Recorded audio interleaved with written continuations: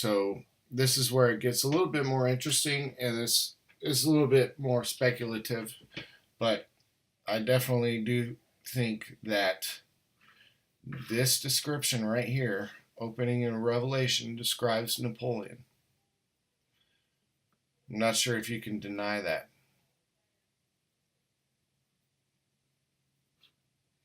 The second seal, and I heard the beast say, "Come and see."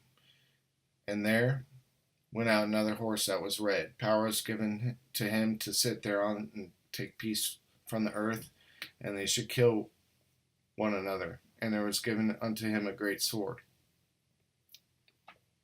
Now I have two people mentioned here. I have both Mussolini and Hitler. The reason is Mussolini was the spearhead, and as you can see here, he's pictured in on a black or red horse, can't really tell.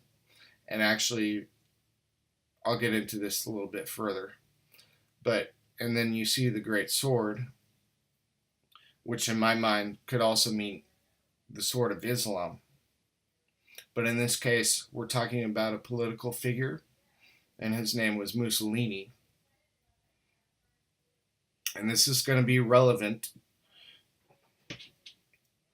I'm going to scroll down here. His economic policy. I'm trying to kind of skip through this, but I'm going to hit the highlights here and just kind of skip some parts. So his earliest and one of his best known economic policies was the battle for wheat, by which 5,000 new farms were established and 5 new agricultural towns, and land reclaimed by draining Pontine marshes. So they had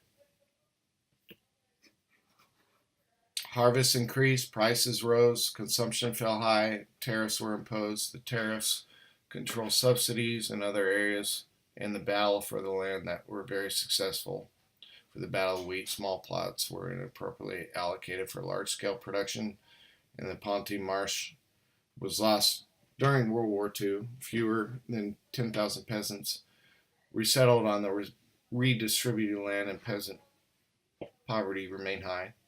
The Battle of the Land initiative was abandoned in 1940. Okay, so that's important because what's coming up next, and I have a little bit of conflict here because both Mussolini and this guy right here, Mao Zedong, happened during the same sort of timeline. So it gets a little bit jumbled up here. But going to Revelation 6:5, and when he opened the third seal, I heard the third beast say, "Come and see." And I held, and lo, a black horse, and he sat on him, and had a pair of balances in his hand. And I heard a voice in the midst of the four beasts say, "A measure of wheat for a penny, and 3 measures of barley for a penny. And see, thou hurt not the oil and the wine."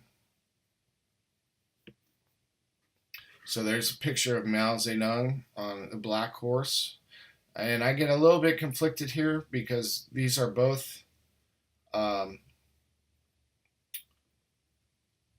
had to do with the wheat.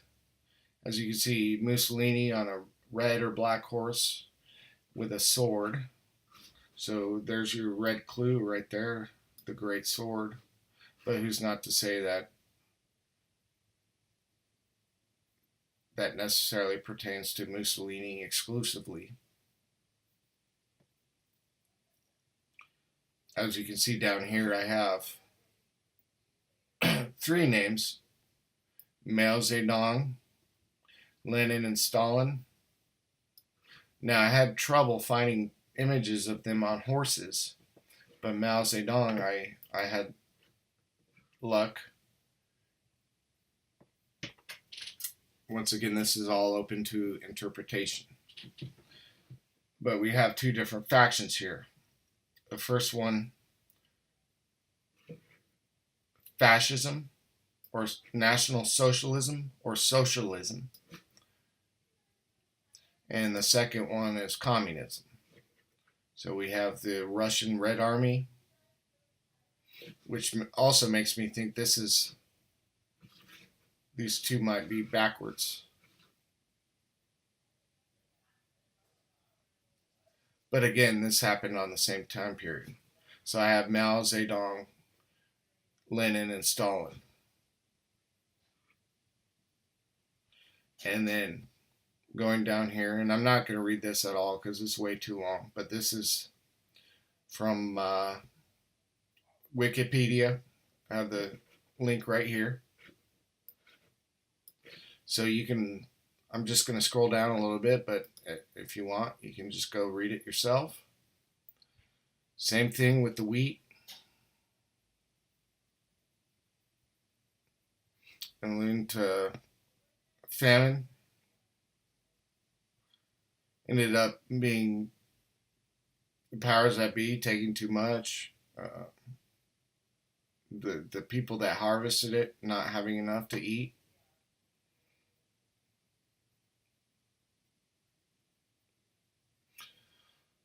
All right. Well, now we get to the good part, the pale horse. And when he had opened the fourth seal, I heard the voice of the fourth beast say, "Come and see." And I looked, and behold, a pale horse, and his name that sat on him was Death, and Hell. Actually, in the King James Bible, Hades, which has a totally different meaning, not completely different. We'll get into that in a minute. Followed with him, and power was given unto them over the fourth part of the earth to kill with the sword, with hunger, and with death, and with the beasts of the earth. And I looked, and behold, a pale horse, and his name that sat on him was Death.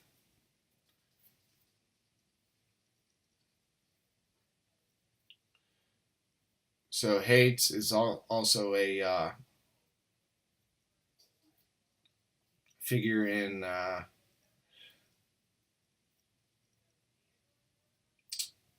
what's it called? Anyways, I'm just going to go down here. So I put a big question mark here because, as you can see, this is King Jong-un, and he's on a pale horse, which pale horse is described as being a green horse. So big question mark. I left you another one just to open it up for interpretation.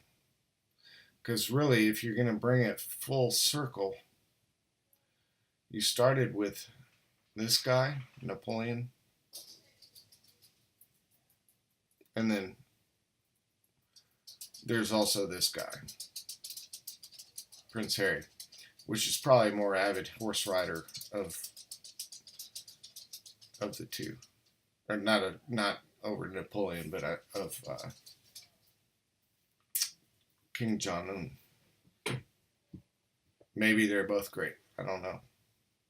So I'm gonna leave that open to whatever you think. And once again, these three have already existed.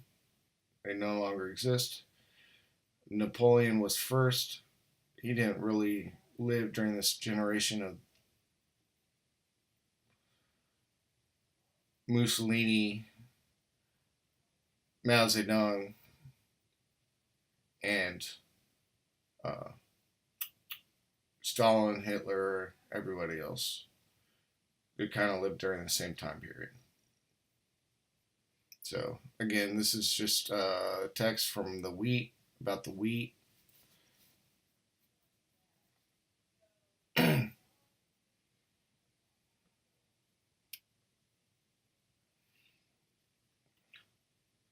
So in closing, I am want to go over Revelation 6 with you guys again.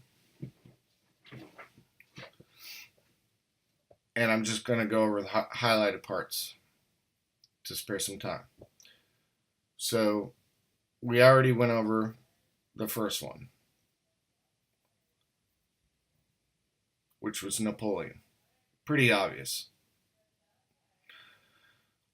The second and the third, the black and the red horse, they could be either way. You could say the red horse was the Red Army. Both Russia and China are kind of red, and both communists. Whereas Mussolini and Hitler were socialist, which to me, if you ask me the difference, there's not really any. But then let's go back down here to the last one. Actually, let's go right here. And I heard a midst in the voice, the four beasts say, a measure of wheat for a penny, and 3 measures of barley for a penny, and see thou not hurt the oil and the wine. Which is basically their harvest, their oil and their wine.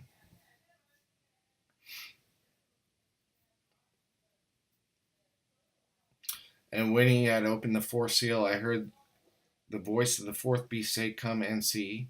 And I looked, and behold, a pale horse, and his name that sat on him was Death, and hell followed him, and power was given unto him over the fourth part of the earth, to kill with the sword, with hunger, with death, and the beasts of the earth. This is all describing a war right here, but it's describing a nuclear war.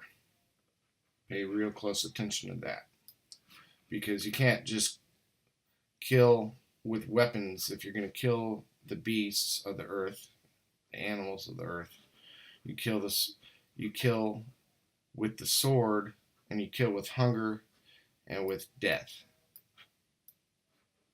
pestilence, famine, and also probably nuclear. The greatest cause of death in the 21st century has been called democide. I pulled this from the jfpo.org. It's called the mother of all stats. Just go ahead and Google that and you will find it. And it's an estimate, but most everything comes down to gun control here. All right, and I'm just reading this up. You just read up on it on your own. Going on the high end here, I counted to approximately 90 million. This is all give and take, but that's a lot of people to die from democide. Democide is death by government. Doesn't necessarily mean it was death by gun confiscation, but that's what led to it. I just want to leave you with a few things. As I said, we'll be discussing the DIA, Denver International Airport murals, and a verse, I believe it's Isaiah 2:4. This is the Fake Weather Report. Thank you for watching.